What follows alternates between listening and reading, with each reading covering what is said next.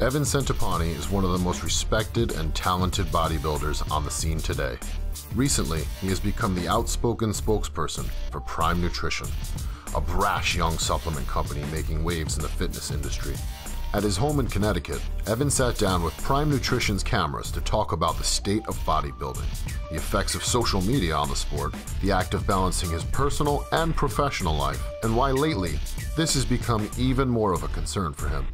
One of Evan's main criticisms of the way bodybuilding is portrayed today is the tendency for many of the athletes to fish for attention by making posts on Facebook and other social media sites to try to turn bodybuilding into an epic struggle that highlights only the suffering. He doesn't see it that way. I see it all the time. I see it in the gym, I see it online, I see it on Instagram. I see people who want to be recognized, right? They want to be that competitor. They want to win this. They want to be a pro. They want to compete in the Olympia, right? So they have all these kind of like their bucket list, all these big aspirations, but they don't even like bodybuilding. You know what I mean? They don't like to diet. They got this whole list of things they don't like. I don't like to diet. I don't like to eat this. I don't like doing cardio. What do you want to do that for then? You want to eat junk food? That's what you fantasize about? You can have that, man. You can have it. You can have it right now. Or do you want something, is there something that what do you really want? And let's be honest, most of the time, it's harder to figure out what you really want than it is to actually get it. I think that for some people, if they worked a desk job, they would find a way to, portray it as the epic struggle. Like they could somehow equate that to leading the front line in a war. I don't want to use the word struggle. You know what I mean? It's not like that. Struggle is, adversity is, those are words like, okay, if I were sick with cancer, okay, and I can't bodybuild anymore, and I have no money coming in, and we're going to lose our home, all right? That's struggle, all right? That's adversity, okay? Adversity is not, well, should I spend 2 hours in the gym or 3 because I have to do an extra so many sets for my calves today, and adversity is eating this meal and it's chicken and rice and I don't want to eat that again. That's not adversity, man. Adversity is you got no food, and you have no money to buy it. That's not me. As a young boy, Evan often struggled with his weight and body image. Discovering bodybuilding enabled him to transform his physique, and at the same time, produced an unexpected side effect, turning a chubby, shy kid into a confident athlete. As Evan quickly learned, there is a psychological transformation that accompanies a physical transformation.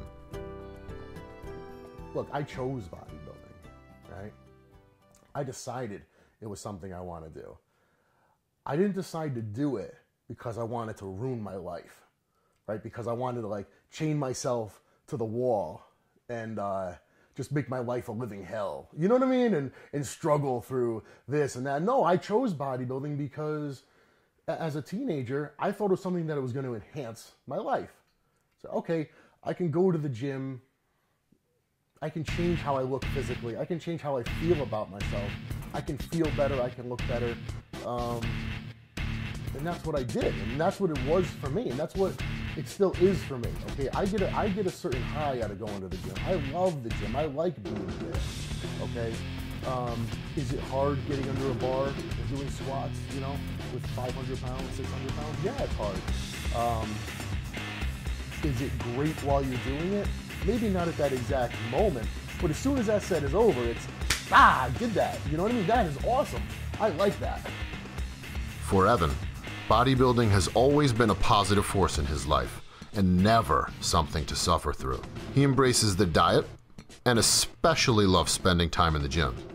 For this Olympia contender, success in this sport or success in any aspect of life comes down to one simple thing: hard work. One thing I've learned throughout my life, it's probably best to do things I don't like doing. Whether it's heavy squats or it's, anything. Usually if something makes you uncomfortable, it's probably a good idea to keep doing that until it's not uncomfortable anymore.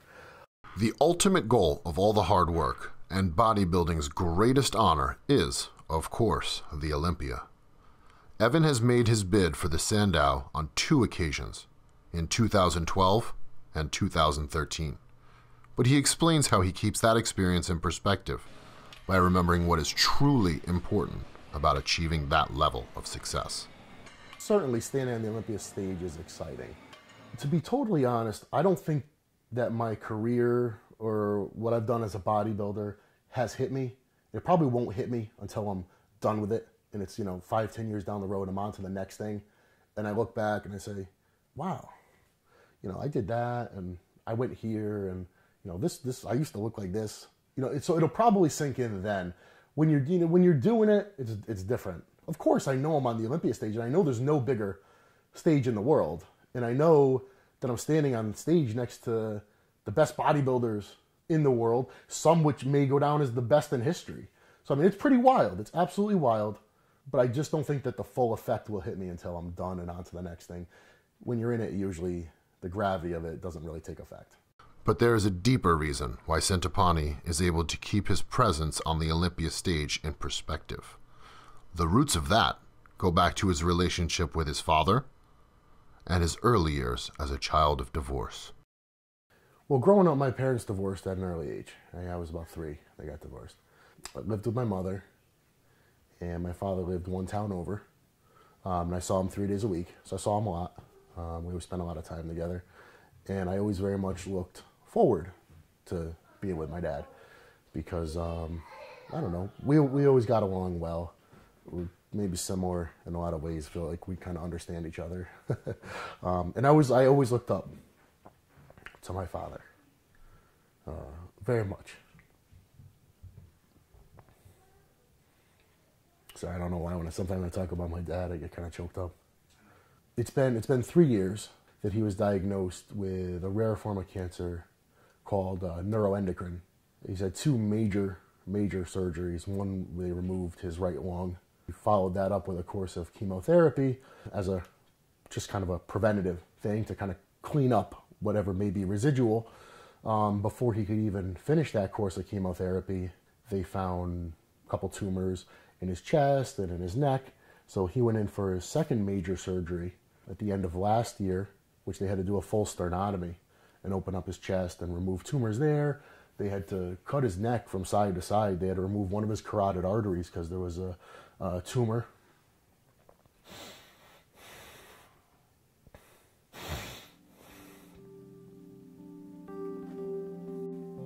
There was a tumor wrapped around it, so they had to remove that. And remove a couple tumors from his neck. And then they followed that up with a really, really harsh course of chemo. And that one did a number on him. But yeah, my father's always a huge positive influence in my life. So I learned a lot of things from him growing up. I know probably everybody looks at their father as the biggest, strongest guy and, someone who can do anything and he knows everything. Really always looked at my father that way. And still to this day, still always very impressed with everything that he knows and everything that he has the ability to do. I always saw my father as a determined person. Maybe so far as to say that he's stubborn, but really never gave up, doesn't give up on things, and always just looks for a way, whatever way there is to make something work, he'll find a way to fix it, His experience with his father's struggle has reinforced something his dad said to him when he first got into bodybuilding. Just don't do anything stupid. Think twice when it comes to your health. Obviously, this advice is hitting home even more now, especially since the birth of his daughter. If being the #1 bodybuilder in the world was all I cared about, then I would probably go down that road. I wouldn't care about my health. I wouldn't care about anything else. I would just do that. But that's not the approach I take. That's not how I feel about it. So for me, I want to get on stage next time and I want to be significantly better. Okay, and I feel that I have the potential to be. But to do it in a safe way, at least what I consider to be a safe way, takes a little bit more time. Things are pretty good. We live what I consider to be a pretty good life. It's pretty normal. Like I look around at a lot of other people and I say, geez, their life is chaotic. They don't sit down for dinner. together. Their life is just chaos. Now, I feel that my life is pretty calm. I'm not saying it's easy, but I think most things are what you make them. It's like a situation could be as easy or as difficult as you make it. If you want to complicate it, you could certainly do it. Someone life's biggest problems or questions have the most simple answers. Although it sometimes doesn't always seem that way. The coming year will certainly be an interesting one and may determine Evan's future as a competitive bodybuilder. And Prime Nutrition's cameras will be there throughout his contest preparations. Subscribe to our YouTube channel to follow along as we post updates in the coming months. We've got a product in the works right now. We've been working with John Meadows, right? Formulating his intra-workout drink. It's a combination of highly branched cyclic dextrins, very bioavailable, quick carbohydrate, combined with free-form amino acids, essential aminos, in about a 2-to-1 carb to amino ratio. Naturally flavored, naturally sweetened. Awesome. I used it for about 2 weeks straight. Well, we've been going through different prototypes, different flavors and things like that. Love it. It is a real product. Because there's some products that are great that maybe you don't feel them working, but they are doing something very good. But this is a product where you notice my recovery, like, immediately was improved. The last time I was really excited, about a sports product, it's been a while. A lot of them, it's the same old stuff, And I'm all about the basics. But this product is good. And it's good, honestly, it is basic. It is basic, but it works.